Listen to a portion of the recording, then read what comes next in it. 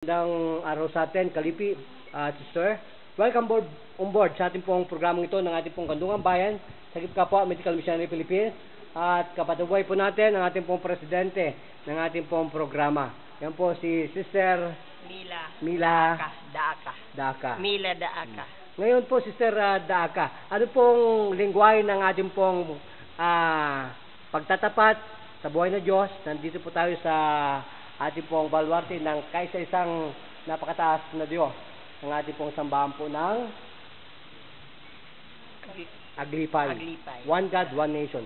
Gano'n po naging miraculous ang ating simbahan ngayon? Napaka milagroso. Dati po, ang pagpapagaling ko lang, 5 minutes ngayon, parang isang bata na natagdagan. Dahil ito ay parang bigay sa amin ng Diyos. Ay, gano'n po ba? Ngayon. Dati Dahil po 5 hindi minutes ko ito inasahan na magkakaroon kami ng medical mission ngayon. Ay, gano'n, himala po talaga. Ano po kaya nangyari himala. sa isang kapatid natin na may enlargement daw? Anong pong ginawa niya?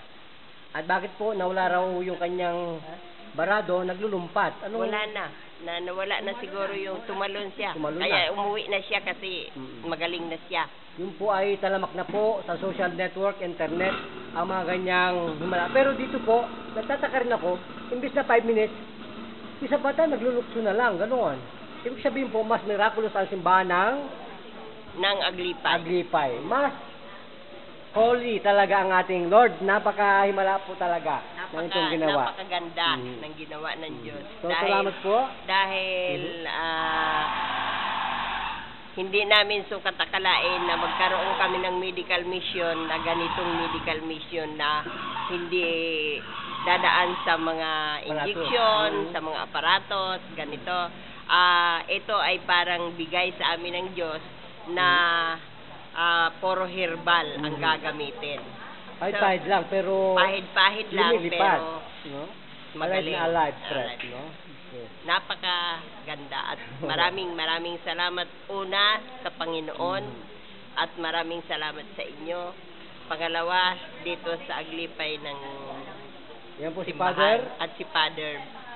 Maning. Papasalamat kami sa lahat na si Father Manny Ballesteros na nagpumayag na gamitin namin yung simbahan Napakabait po para ng sa ating aming medical. Po, salamat po. At maraming salamat sa aming ayan. si Ate Lete. Yan, na Nanay Leti, siya maraming yung salamat din, ano? Naging tulay sa aming Ano pong masasabi ninyo sa napakamalang simbahan ito na ating pong nababanagan ngayon para pong buhay na buhay ang mga karamdaman at gumagaling po? Una po, salamat sa aming patron, Resurrection. Pangalawa kay Father Manny at sa mga bumubuo ng samahang ito ng medical mission na dinalagsad akong ito ngayong araw na ito. Kahit na hindi inaasahan ay marami naman pong dumalo at nagpapalit. Yan po, marami talaga. Yan po. Maraming nakikinabang, maraming napapagaling. Nagsisitakbo pag alis dito. Ay, ganun. Salamat po. O, Nanay, sa inyo po, ano pong inyong parting message sa ating pong napakamahal na simbahan at patron, Resurrection? Mukha pong napakahimala talaga. Sumubra naman ang himala.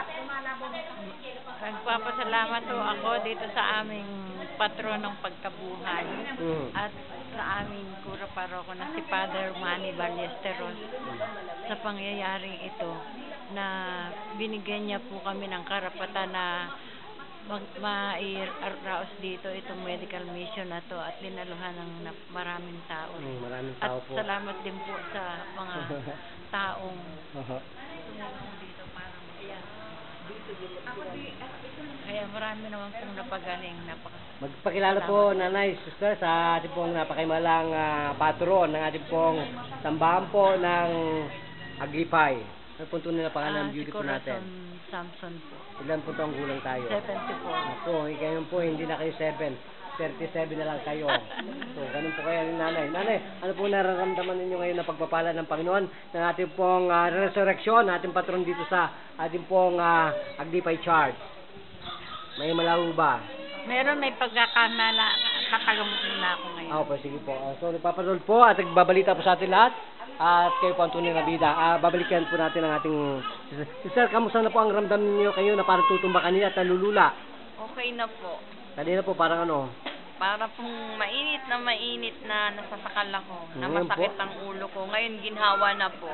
Parang sunog. Ano po ang paa natin? Parang nasunog din ba? Okay na po. Ano po naramdaman sa paa kanina?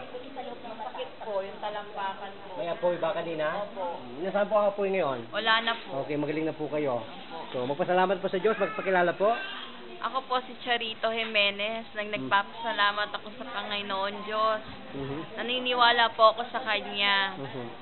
Salamat po at wala na po yung aking ginhawa na po ang aking pakiramdam. Ilang po minuto nag-himala ang Diyos? Opo. Yan po ang ating Nag-himala po pong ang resurrection Panginoon. ng ating Opo. pong kuraparoko natin ng sambahan po ng Agripay. Paglipay, ang pagkabuhay.